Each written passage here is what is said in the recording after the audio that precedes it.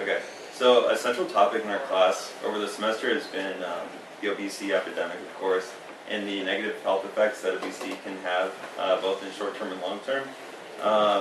Much of our class is therefore revolved around the idea that dieting can, in many cases, be the best course of action for overweight and obese individuals. And so these ideas have kind of been swirling around my head a little bit. And I wanted to talk to you today about how dieting is perceived by many to be an infallible panacea for issues of overweight, but as we've seen kind of touched on in some of these PowerPoints even today, the reality is that the practice is charged with semiotics from popular culture, notions of what is beautiful or attractive in our society, and the pervasive effects of these beliefs on individual self-esteem, body image, and body dissatisfaction. And so in this TED Talk, I would like to approach dieting from a more holistic perspective, drawing out the pros and cons of the practice, both from our common sense understandings and from the literature. Ultimately, I will contend that dieting is not a perfect solution, but not simply in terms of its inherent binary of success or failure. Dieting is actually, in the words of Fairburn and Brownell, ineffective at best and damaging health at worst. Millions of Americans try and fail every year to diet, and this raises an important question of whether dieting constitutes a positive or negative influence on society. And so today I hope to demonstrate that the popular culture celebrations of weight loss, its rigid and largely unattainable characterization of beauty and the thin ideal, both inflict real social damage, and this is best seen in the pervasiveness of eating disorders in our society. So first I'll go into a general description of what dieting is, because it's important to establish a strong definition for it before I go into a more nuanced kind of presentation. Dieting is a self-initiated attempt to restrict food intake for the purpose of weight control. There are several types. You all know about the fad diets, like the Atkins diet, but there are also others like the low-calorie diet, the very dangerous, very low-calorie diet, and others. And ultimately, what diet people choose depends on their specific situation. And so it's also important to note that fad diets are really important not to do because they just don't work and they're a waste of resources. And so the current situation of overweight and obesity in the United States is that about 68% overall of all Americans are overweight or obese. And as we saw in earlier presentations, about a third of our nation's children are overweight as well. These are all kind of things that we've seen already in class, but just to kind of reinforce the notion that overweight and obesity are becoming huge epidemics in our society. This graph shows, it's actually from a 2006 national report by the CDC, a general trend toward an unhealthy body shape and unhealthy amount of fat. So this figure actually offers a different kind of perspective. I'm sure a lot of people have seen it already, but it shows the prevalence of obesity and diabetes state by state.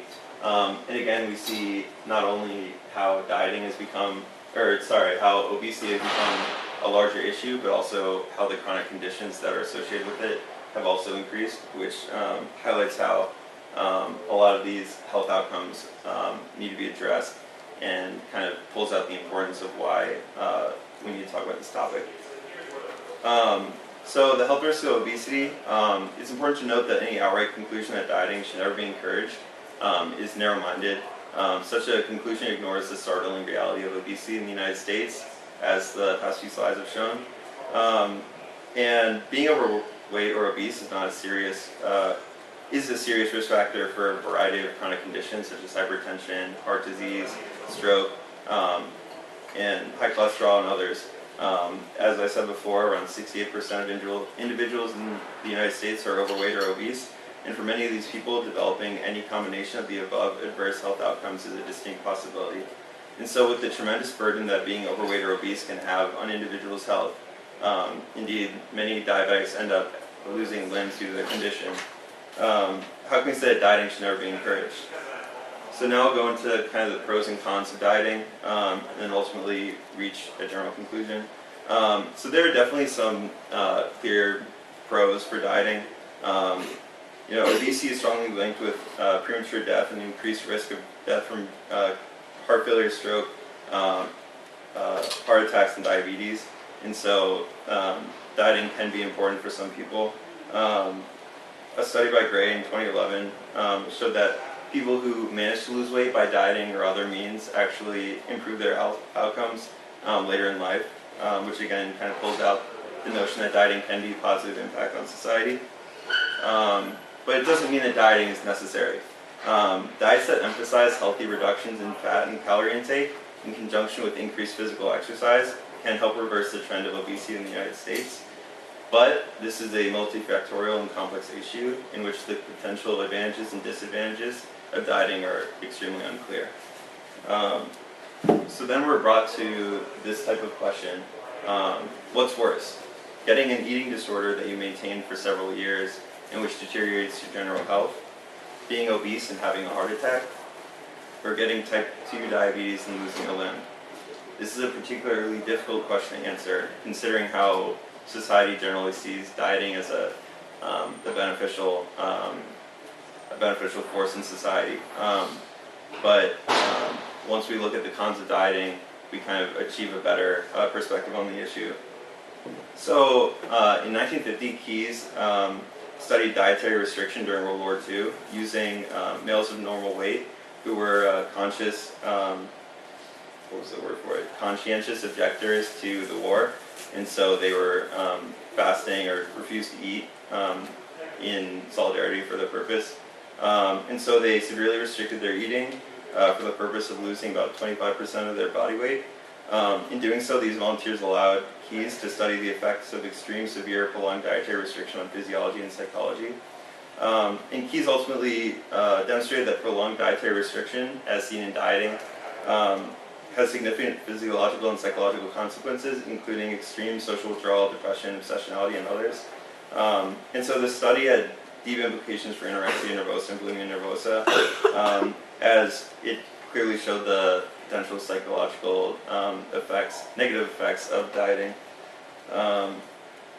So other more recent studies illustrated a close link between dieting and the development of eating disorders. Of particular interest to me in my FED talk were two studies by Patton in 1990 and 1999. These studies demonstrated a clear correlation between eating disorders and dieting, finding that adolescent females who diet at a severe level are 18 times more likely to get an eating disorder, which is a pretty crazy number when you really think about it. And both of his studies kind of reflected that. Okay. So ultimately, having looked at these pros and cons, it's important to note that dieting in and of itself does not cause eating disorders. Dieting is undoubtedly connected to the development of eating disorders, but the nature of the relationship is unclear. And strict dieting weight loss is often an early step in eating disorders. But at the same time, the results of many of the authors I've talked about today indicate that dieting is not an inherently negative activity, but one that may have extremely harmful consequences in the presence of certain risk factors, like a family that supports the notion of losing weight for their kid, or that celebrates the thin ideal. So the issue ultimately comes down to the differential utility of dieting for different groups of people. I was going to read this slide, but since I'm running out of time, the main point of it is that people who are within the normal range of weight and body, even if they have a little bit of fat, they shouldn't diet, because these people are likely to not experience the medical problems associated with obesity, and actually dieting for these people can establish bad habits. But people in the obese range should consider dieting with the help of a medical practitioner. It's just that in this juxtaposition of these two groups, it's extremely important to protect people against the threat of eating disorders. Ultimately, a social moratorium on dieting as a practice is ill-advised. Dieting must instead be emphasized in conjunction with regular physical activity as an activity for obese and overweight individuals. But dieting and weight loss and the thin ideal should never be publicly glorified or suggested as an option for healthy, underweight, or even slightly overweight individuals. So ultimately, dieting should be encouraged for individuals who are overweight or obese and who can really improve their health outcomes that way, but others should not. And these are my references. Thank you.